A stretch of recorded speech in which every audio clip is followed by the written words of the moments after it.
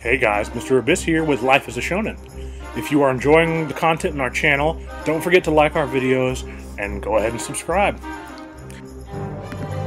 Alright guys, we're back at it again this week to bring you the newest issue of Dark Knight's Metal Titans featuring Batman the Merciless. We start at the chapter opening up in Earth Zero. Once again, the invasion is already in progress. Our location is Langley, Virginia, in the HQ of Argus, known as the War Room. If you don't know what Argus is, it's the organization that's actually ran by Amanda Waller. We start up the issue with the invited groups in the War Room discussing the recent invasion of the Dark Multiverse. On the screen you can actually see the Red Death's bats attacking Central City. You see the destruction of Coast City. I believe that is Chicago up top. That they are in a state of crisis. You have the organizations of SHADE, the DEO, Task Force X, and the entire military there for the first time in an uneasy alliance. This is an unprecedented attack. Things have never looked as bad as they look, and they can't get in contact with the Justice League, so they have to go ahead and move on with what they're going to be doing, or else the war is already lost. The General even knows that they're screwed. There's not much they can do in the way of fighting these superpowered villains. The General also notes that it's only been 5 days since this all went down, and in those 5 days, you've lost Metropolis, Central City, Detroit, Coast City, Amnesty Bay, as well as the Watchtower, like it was absolutely nothing. They've received reports that these things that they are fighting are, in fact, Nightmare Batmen. Waller did send the Suicide Squad in, but ever since the Suicide Squad has been sent, communications have not been received. I don't know if there's a tie-in that goes along with that on the Suicide Squad's end. I need to look that up, but regardless, they're not able to be contacted anymore. We might as well accept them as gone. Already, you have a lot of very big egos in one room. You've got your gruff military general who just wants to blow things up. Amanda Waller wants to use her special forces. Father Tom's actually taunting Amanda Waller and the general, not really helping with things. I guess they had to invite all these different entities there, but it's not proving to really do much at all. They're bickering like politicians do. They would rather argue with each other than make anything happen. Eventually, the general has had enough and does what generals do best and proposes they use an experimental bomb that they have codenamed Valhalla. It is a warhead that combines Motoran sonic tech, chemoparticles, and Kryptonian sunstones. Essentially, it's a weapon that would make hydrogen bombs or nuclear bombs look like child's play. He notes, and they've said this before about different weapons, but nothing would be able to survive this, not even Superman. As their bickering is continued, he makes his descent into the building and appears on the level above the war room where they're having their discussion. His appearance actually knocks them all from their chairs onto the floor. I mean, he looks amazing. He's got the suit of armor on. From what I can tell, his powers are exactly what Ares' powers is. This is a god of war. He starts to go into his history. Unlike Dawnbreaker, he did go on his career as Batman. He's actually one of the older ones, I believe. He looks down upon these people and notes that they are playing at war. He's lived war his entire life. He was only 8 years old when the war began for him. He gave the same oath that our Batman gave, that what happened to him would never happen to anyone ever again. And he would wage his battle correctly. He wouldn't kill. He would put them on trial. He would stay on the quote-unquote right side of the law. I mean, at this time you have all the forces in there just unloading bullets onto him, but it's not doing anything. And he looks in their eyes and notes that they're soldiers. He can see the duty in their eyes. These are people that play at war. But he's going to show them the truth, that none of that even matters. You either win or you lose. And they lose very quickly. He can hear the screams of his victims. This whole time that he's killing everyone in the room, he's just having a monologue in his own head. As if they're not even there, they're like ants. He can hear them screaming, but he's not really worried about that. He's the god of war. But he starts to speak about his old code. And how these guys are just throwing their lives away, charging at him, and it's reminding him how he used to be. And he even says he feels an urge to spare them. I don't know if that's out of some sense of nostalgia, if he respects them for the ability to just give their lives into war because he himself is the god of war, but he doesn't act on it. In fact, he smashes his blade down, and the effects of his blade are pretty scary. When it hits anything in its vicinity, the skin turns to ash. I mean, you're just instantly bone. I think it might be a blade of fire because the soldiers around him note that they're burning. I mean, the skin from their bones is instantly gone. There is no flesh to be seen on their hands. Anything they're using to block the flames is just burnt away. And that moment that he felt where he thought he might spare them passes very quickly. He gives them merciful, valiant deaths and continues to move along. And his presence it's already caused them to start losing their minds. The mere reason that they started fighting was because his presence was near. I read up a little bit on what Ares can do, and anytime he has shown up, the regular people around him just start engaging in war. His mere presence forces this need to battle out of you. You cannot defeat it. It's just what happens. The general jumps for the button to fire the Valhalla missile.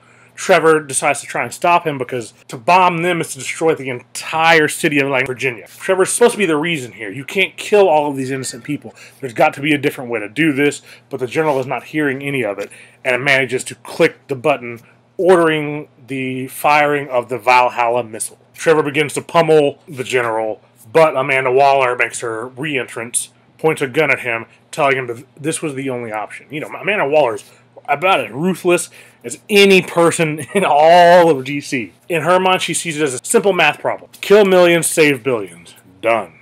That's the job. With that, we go to some of the backstory of this Bruce Wayne. Turns out they were engaging in a 2-year war with Ares. He had recovered a helmet that increased his power 100-fold. He was already a god. To make him that much stronger, it's a daunting task. Even Batman notes that they didn't think they were going to win, that there was even a way to stop this. It took them 2 years to even get to the front. They vowed to kill him, though, and destroy the helmet. And they did it. But it cost Wonder Woman her life. And from what I can tell in the issue, this Batman was in love with Wonder Woman. So you can imagine the bloodlusted rage of this Bruce. He tells Ares that you will pay for what you have done, which Ares says something.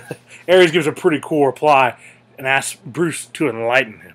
The fields of fire are littered with the dead. Everyone has fallen. Who are you to challenge the god of war? And at this moment, Ares has actually removed his helmet. I think that Ares in this moment is very arrogant. He doesn't respect the Batman. Which, you know, as a god of war, you probably don't really need to worry about something like that, but he should have.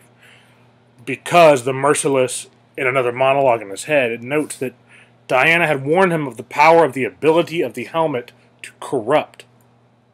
That if you put this on, you're doomed to become this war-driven madman.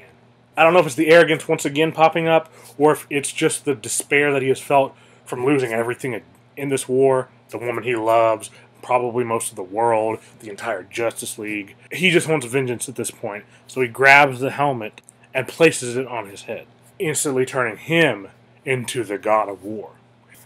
And Ares looks upon him for a moment, I think, with a face of fear. Wonder Woman's dead, Superman's dead, everyone else is dead, and the only person that's actually left is this regular human. If you give him the power of a god, he is something to fear, and rightfully so with what he does afterward. Take us back to Earth Zero's stratosphere, where you have a spaceship that is piloted by the grandson of Black Eagle. These are the guys that are in charge of firing the Valhalla missile if it is ever called upon them to do so. They receive the signal, letting them know that it's time to fire the weapon, but the coordinates confuse them. It's Langley, Virginia, the place where they're getting the orders from. But that's not their job. It's not really to worry about what they're going to be firing it upon. The only thing they worry about is that they need to fire it. Flashback to the war room. Now the Merciless has made his way through the ceiling down into the war room itself. And in the moment that he appears, all of the participants in the war discussion are going at each other's throats. You have Father Time attacking one of the heads. You have Trevor and the General fighting each other again. And he notes that these people are not true warriors. They're warriors only in name. They fight like dogs because they can't protect themselves. He's really like a tortured soul. He misses Diana more than anything. He clings to her as if it's the last vestige of his humanity that's left. He believes that Diana expected too much from the humans. She thought that they would band together, negotiate, compromise, and eventually bring peace upon the world. And he misses that sentiment. We flash back to the Dark Multiverse, where you have the fully armor-clad Batman the Merciless holding the head of Ares. He knows that if his Diana were here today, she would tell him that the helmet has corrupted him. Even he couldn't withstand his curse. In the months that followed, he killed those he used to show mercy to, his enemies and any heroes that stood against him in his path. He would argue, though, that he was purified by the helmet. It got rid of this naive idea that you could do any good for this world without killing these people. I believe that this evil Batman is supposed to embody his fear of going over the edge, of doing the act of, if I kill, then I'm just as bad as any of them. It's like a can of Pringles. Once you pop, the fun don't stop. If you start killing one person, what's stopping you from continuing killing to get what you need done? As he starts to storm the gates of Olympus is when we have the appearance of the Batman Who Laughs. He turns to the Merciless and tells him that there are minutes before your world is dead. I think it was a good tactic. This is a very, very powerful version of Batman. I mean, if he wanted to, he would wipe Batman Who Laughs from the face of the earth. So he needs to wait as long as possible for where the world is right about to end, to let the Merciless know everything, the war that you have just fought, is already over. It was over a long time ago because it was never going to be able to end. You were never going to bring about the world that you wanted from the ashes of the war that you brought because your world was going to die. At first, Merciless doesn't believe him, but he has the powers of a god. He can look into the Batman Who Laughs and see that he's not lying. One really intriguing thing is that he could feel the Batman Who Laughs voice, and it was like his, but it scared even the Merciless. It chilled him to the bone just talking to the Batman Who Laughs, which just hypes him up like crazy. He actually brought two of the Robins with him, and they're sitting there, doing their crow, crow, crow. The Batman Who Laughs tells him that you were playing the game right. If you want to bring about the things you want to do, go ahead and kill. There's no better way to do it. Merciless has lost so much in his war to prove to Diana that this way is right. I mean, his obsession with Wonder Woman is kind of creepy at this point. She embodies everything that he used to be. I don't even know if he's necessarily in love with her or the idea of what the world used to be before he became this god of death. He had nothing left to lose, and the Batman Who Laughs presented him with only the ability to gain if he joined Barbados and took his war up to our multiverse. The helmet had told him a truth, that there is no war between good and evil, between right and wrong. There is only the war for survival, and it is constant and total. In the red, the weakest feels the teeth in his back legs. In the green, a hungry vine creeps towards its neighbor. And all the while, the Robins are actually feeding upon the corpses of the Court of Owls. And this is the meeting with Barbados. This is where all the other evil Batmen come together and welcome the Merciless into their group. You see the Red Death, Murder Machine, the Drowned, the Devastator, Dawnbreaker, and you do see the hand of Barbados there as well. Our worlds were weak compared to one above, but together we can wage war against our fate, against those who would call us dreams and nightmares, hopes and fears. From what I can tell, this is actually from the beginning of their invasion of the Earth. They're walking through the corpses of the people that they have attacked in the beginning of their invasion. And as he's walking through these corpses, he makes a statement. You actually see the bodies, and if you remember from Metal number 2, when the evil Batman appeared and Superman and Diana were there, they had their powers drained from them and eventually would be tied up to that tower, but that has not happened yet. He's walking through their bodies, and he can't even look at our Diana. It's like a mirror reflection showing him who he should be. I think he's scared of her. Instead of looking at her, he keeps his eyes on Superman. And even if it means making enemies of his old allies, he's going to do what is necessary to bring about the correct world. As they continue through the temple of the Court of the Owls, he sees the history of Batman etched across the walls. His tales of battles against all the different villains, his escapades of his past. It also explained how the Court of Owls was grooming Bruce to bring about these evil Batmen from the Dark Multiverse, baptizing him in metal, making him a portal for them to come into this world, as well as for Barbados. They thought that they were going to bring a grateful, merciful God into their realm, but they were very wrong. They misinterpreted what Barbados truly is. To him, the story of Bruce is a story of futility, about how his enemies preyed upon his kindness and mercy and were using him as a pawn. He thinks that his way of the past is a way of weakness, that you cannot actually bring about change without forcing it yourself. The Court of Owls had no idea the war that they were bringing upon their heads.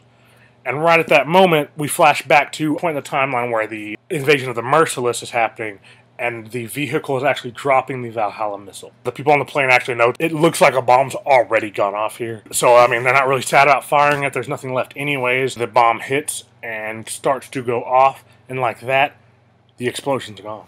As they look around wondering what happened, this was supposed to be an explosion of insane proportion. So they try to look around and figure out what could have caused the bomb not to go off, and they notice that the Merciless is sitting on a throne of destruction. Their precious weapons only make him stronger. It feeds his hunger. With the helmet, he could make them fight to the death for his amusement, but that would be easy. What would be more fun, and what would be more torture for them, is to stay alive and watch what happens to their world. Watch what he does and the war that he is going to bring to them.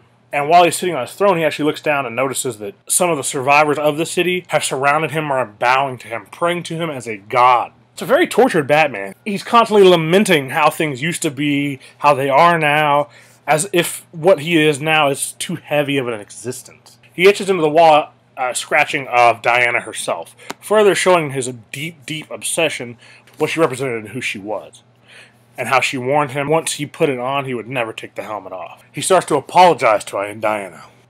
And when I first started reading it, I thought he was apologizing for the fact that he brought this about and that things shouldn't have had to go this way, but once he put the helmet on, this is what it revealed to him and the truth that he saw.